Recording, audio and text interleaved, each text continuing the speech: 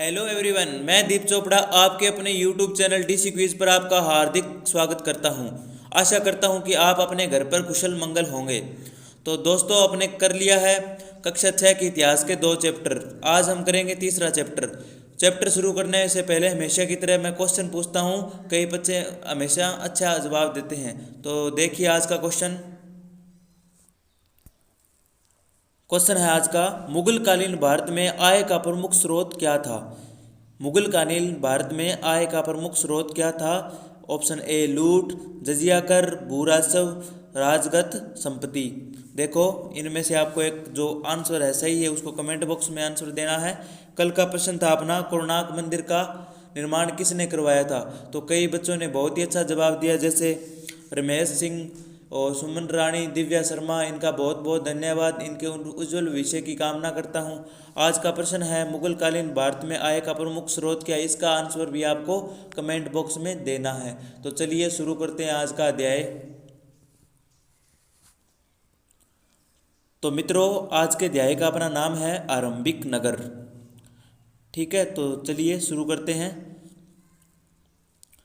पुराने भवन का संरक्षण। जसपाल और हरप्रीत अपने घर के पास की गली में क्रिकेट खेल रहे थे। उन्होंने देखा कि कुछ लोग उस खंडहर घर की तारीफ कर रहे थे जिसे गली के बच्चे भुतहा घर कहा करते थे। एक ने कहा, इसकी वास्तुकला को देखो, क्या आपने कहीं इस लकड़ी की इतनी सुंदर नक्काशी देखी है? दूसरी महिला ने कहा, हमें मंत्री जी को पत्र लिखना चाहिए और इसकी मरम्मत करवानी चाहिए। मतलब पुराने भवनों का संरक्षण के लिए अभी प्रयास किए जा रहे हैं, क्योंकि उनकी कला बहुत ही आकर्षक थी, सुंदर थी, ऐसा ही इसमें बताया गया है। तो चलिए हड़प्पा की कहानी पढ़ते हैं, जिसमें पुराने भवन मिले थे। अक्सर पुरानी इमारतें अपनी कहानी बताती है। लगभग 150 साल पहले जब पंजाब में पहली बार रेलवे लाइन बिछाई जा रही थी, तो उस काम में जुटे इंजीनियरों को अचानक हड़प्पा पुरास्थल मिला, जो आधुनिक पाकिस्तान में है। देखो, 150 साल पहले रेलवे लाइन बिछाई थी, रेलवे लाइन आई थी, तब ये बिछाई गई। कहाँ पर? अभी वर्तमान पाकिस्तान में और पूर्व पंजाब में। तो वहाँ पर क्या हुआ कि खुदाई की, रेलवे की खुदाई में ईंटें मिलनी शुरू हो गई। तो लोगों ने ईंटें निकालनी शुरू कर दी। उनको अभी तक यह पता नहीं था कि यहाँ पर कोई नगर है या कुछ हो रहा। उन्होंने सोचा कि कोई ईंटों का खजाना निकल गया, बस इतना ही नॉलेज था। उन्होंने सोचा कि यह एक ऐसा खंडहर है जहाँ से अच्छी ईंटें मिलेगी। यह सोचकर वे हड़प्पा के खंडहर से हजारों ईंटें उखाड़ ले गए, जिससे उन्होंने रेलवे लाइन बिछाई। इससे कई इमारतें पूरी तरह से नष्ट हो गई। देखो, उन्होंने ईंटें निकालने शुरू कर दी, इसलिए हड़प्पा कालीन की जो इमारतें थी, पुरानी इमारतें, वो नष्ट हो गई, ईंटें निकाल ली गई। उनको अभी नॉलेज नहीं था कि यहाँ पर बड़ी बड़ी बिल्डिंगें हैं, तो इसलिए यहाँ का जो बिल्डिंग स्ट्रक्चर था वो उन्होंने तोड़कर नष्ट कर दिया। उसके बाद लगभग 80 साल पहले पुरातात्विद, अब देखो ये शब्द आया, पुरातात्विद किसे कहते हैं?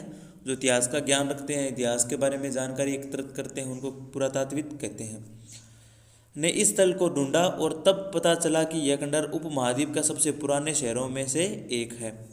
चूँकि इस नगर में खोज सबसे पहले हुई थी, इसलिए बाद में मिलने वाले इस तरह के सभी पुरास्थलों में जो इमारतें और चीज़ें मिली उन्हें हड़प्पा की सभ्यता कहा गया।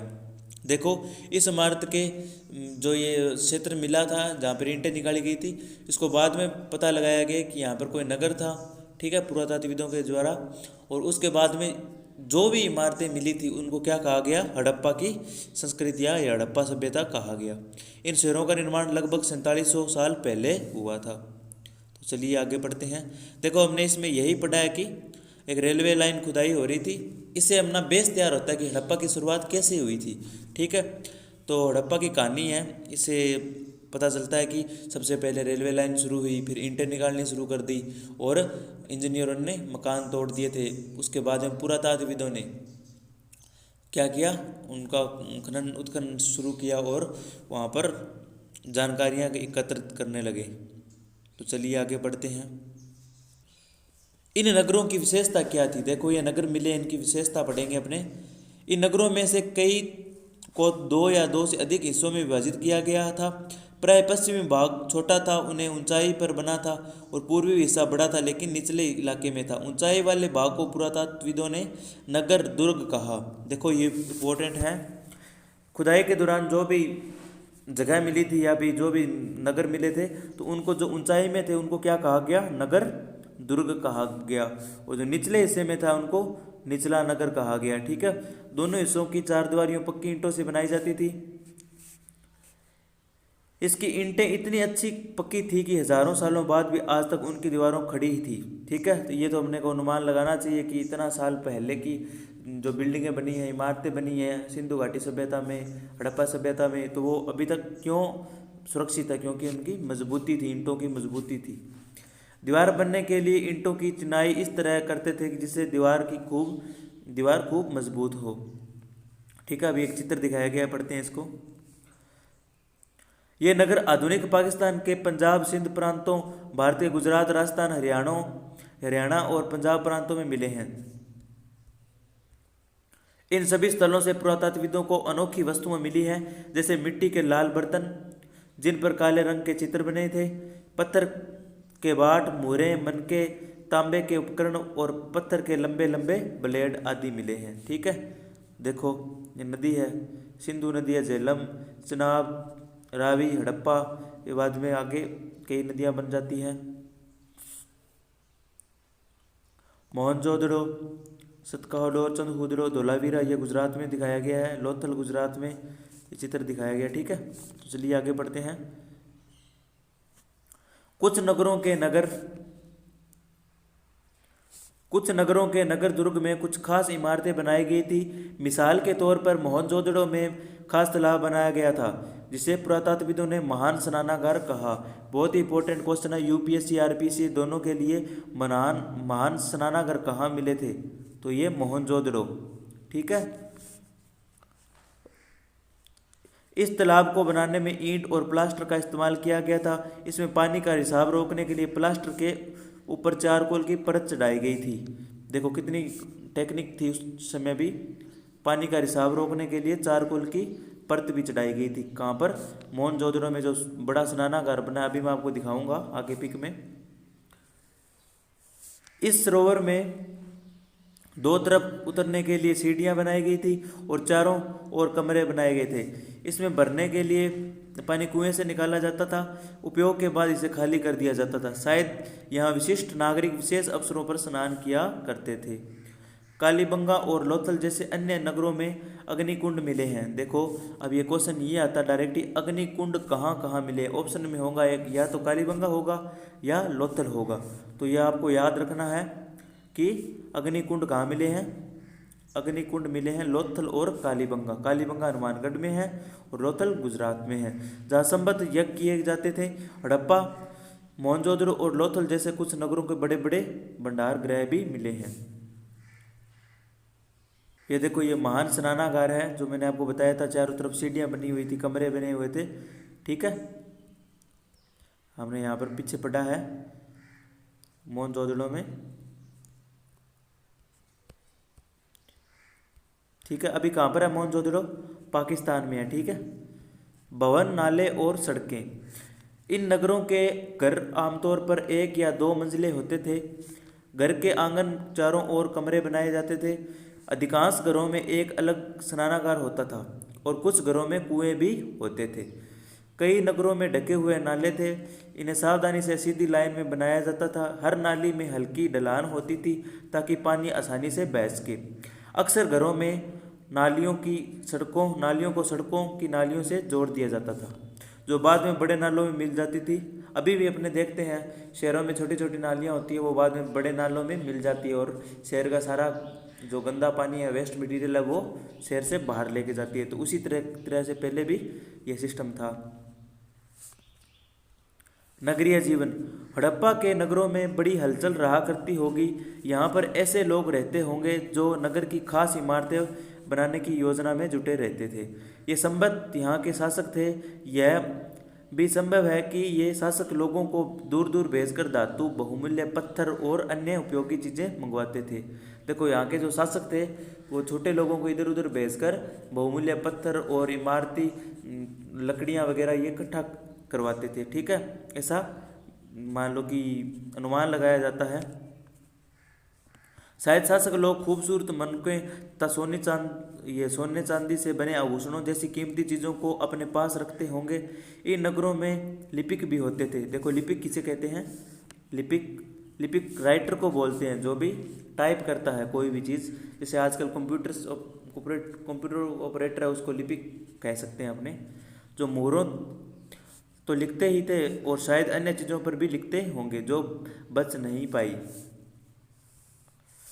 इसके अलावा नगरों में शिल्पकार स्त्री पुरुष भी रहते थे, जो अपने घरों या किसी उद्योग स्थल पर तरह तरह की चीज़ें बनाते थे होंगे।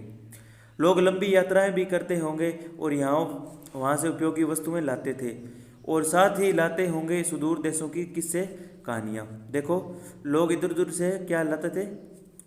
यात्रा करके बहुमूल्य चीज़ें भी लाते थे और वहाँ की कल्चर को भी अपने कल्चर में लेके आते थे। ठीक है,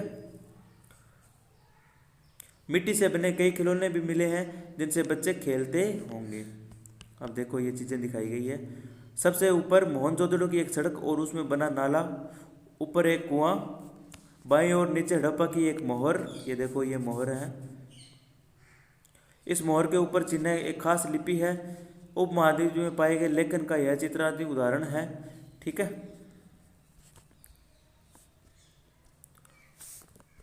नगर और नए शिल्प अगला अपना है टॉपिक। आओ अब कुछ ऐसी चीज़ों के बारे में अध्ययन करें जो हड़प्पा के नगरों से प्राप्त हुई है।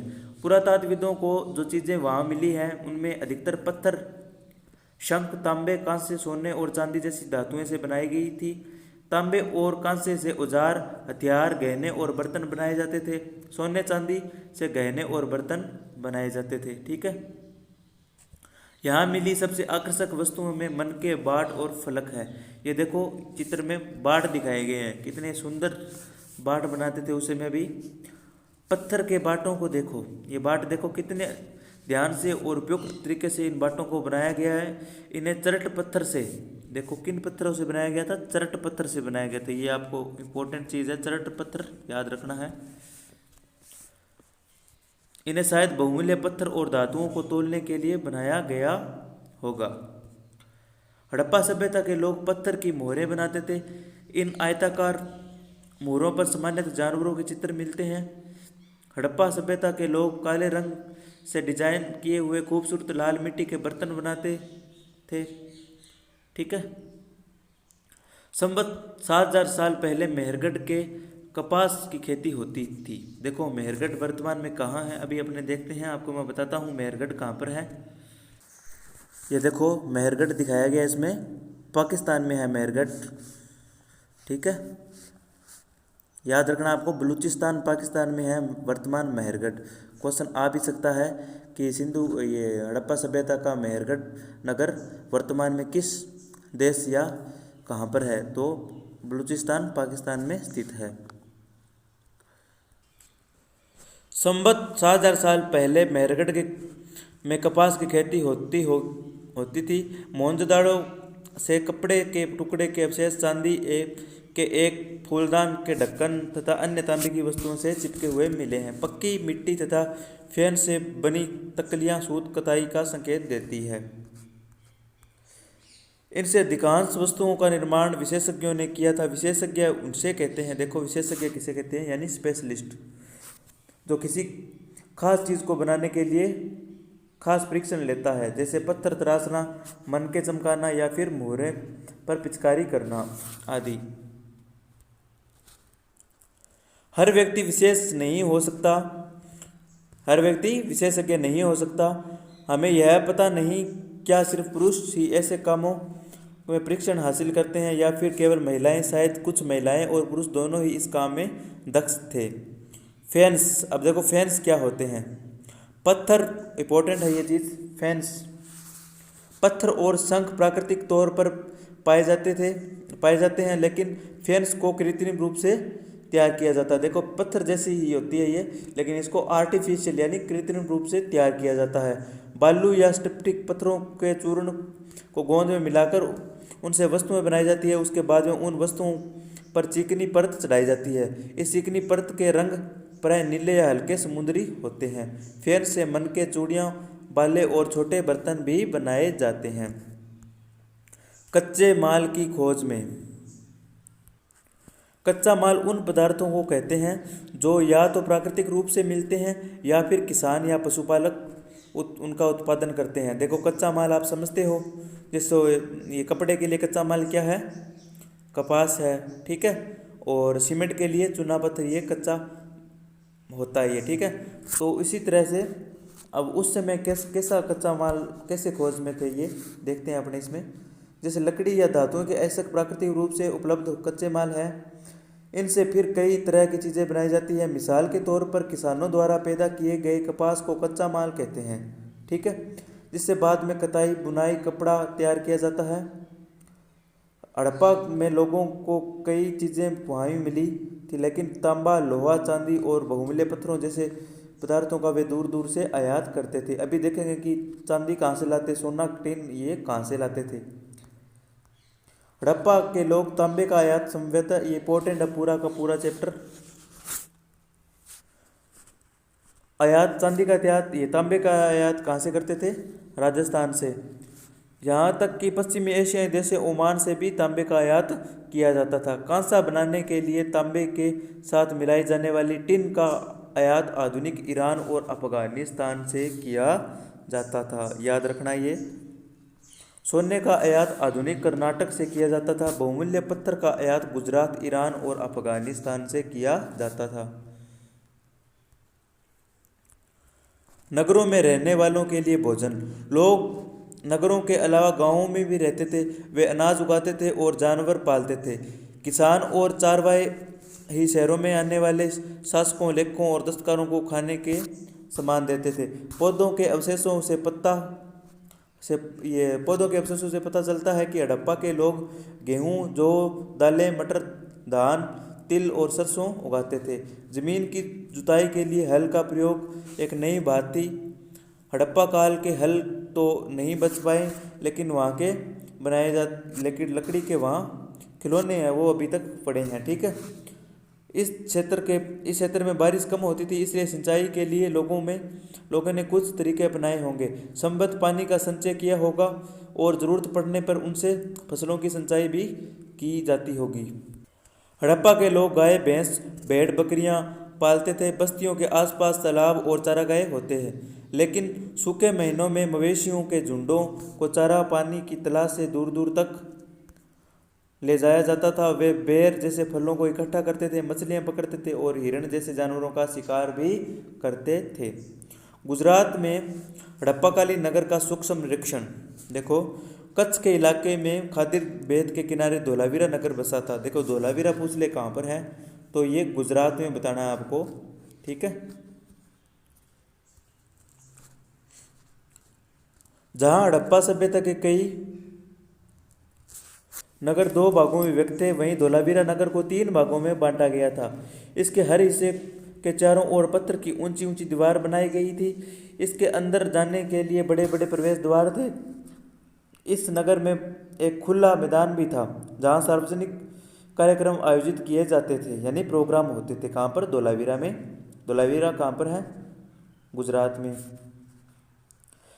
यहाँ मिले कुछ अवशेषों में हड़प्पा लिपि के बड़े बड़े अक्षरों को पत्थर में खुदा पाया गया। इन अभिलेखों को संभवतः लकड़ी में जड़ा गया था। यहाँ एक अनोखा अवशेष है, क्योंकि आमतौर पर हड़प्पा के लेख मुहर जैसी छोटी छोटी वस्तुएं पर पाए जाते थे। गुजरात की खंभात की खाड़ी में मिलने वाली साबरमती की एक उप नदी है के बसा। यहाँ पर देखो एक गुजरात की खंभात की खाड़ी, यहाँ पर साबरमती के किनारे एक शहर बसा, उसका नाम क्या है, लोथल। तो लोथल भी पूछ ले कहाँ पर है, गुजरात में है। जहाँ कीमती पत्थर जैसा कच्चा माल आसानी से मिल जाता था।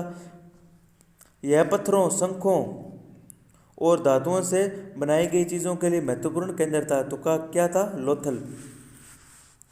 इस नगर में एक भंडार गृह भी था। इस भंडार गृह में कई मुहरें और मुद्रा कन, यह मुहरबंदी। देखो मुहरबंदी किसे कहते हैं, गिल्ली मिट्टी पर दबाने से बनी जो उनकी छाप थी उसको क्या कहते थे, मुहरबंदी। जैसे आजकल सील बोलते हैं, सील पैक्ट, तो उस समय मुहरबंदी कहा जाता था। लोथल का बंदरगाह। यहाँ बड़ा तालाब लोथल का बंदरगाह रहा होगा, जहाँ समुद्र के रास्ते आने वाले नावें रुकती थी। संवत यहाँ पर माल चढ़ाया उतारा जाता होगा। देखो ये देख लो, लोथल का ये बंदरगाह है। यहाँ पर एक इमारत मिली है जहाँ संवत मनके बनाने का काम होता था। पत्थर के टुकड़े, अध बने मनके बनाने वाले उपकरण और तैयार मनके भी यहाँ से मिले हैं। ये देखो मुद्रा और मुद्रांकन यह है, या ये मोहरबंदी। अभी मैंने आपको बताया था मोहरबंदी किसे कहते हैं, तो चलिए देखते हैं। मोहरों का प्रयोग सामान से भरे उन डिब्बों या थैलों को चिन्हित करने के लिए किया जाता होगा जिन्हें एक जगह से दूसरी जगह भेजा जाता था। थैलों को बंद करने के बाद उनके मुहानों पर गिल्ली मिट्टी पोतकर उन पर मोहर लगाई जाती थी। मोहर की छाप को मोहरबंदी कहते हैं। अगर यह छाप टूटी हुई नहीं होती थी तो यह साबित हो जाता था कि सामान के साथ छेड़छाड़ नहीं हुई है। ठीक है, तो ये एक इनका सिक्योरिटी कोड मान लो कि सामान अगर किसी ने छेड़ा है तो मोहर खराब हो जाएगी। तो ऐसा एक सिस्टम था इनका। सभ्यता के अंत का रहस्य। लगभग 3900 साल पहले एक बड़ा बदलाव देखने को मिला। अचानक लोगों ने इन नगरों को छोड़ दिया, लेकिन मोहर और बाटों का प्रयोग बंद हो गया। दूर दूर के कच्चे माल का आयात काफ़ी कम हो गया। मोहनजोदड़ो में सड़कों पर कचरे के ढेर बनने लगे। जल निकासी प्रणाली नष्ट हो गई थी। सड़कों पर ही झुग्गीनुमा घर बनाए जाने लगे। यह सब क्यों हुआ, कुछ पता नहीं है। देखो ये सब क्यों हुआ, ये सिंधु घाटी सभ्यता क्यों नष्ट हुई, इसका अभी तक कोई वास्तविक प्रमाण नहीं मिला है। कुछ विद्वानों का कहना है कि नदियाँ सूख गई थी, अन्य का कहना है कि जंगलों का विनाश हो गया था। इसका कारण यह हो सकता है कि ईंटें पकाने के लिए ईंधन की जरूरत पड़ती थी।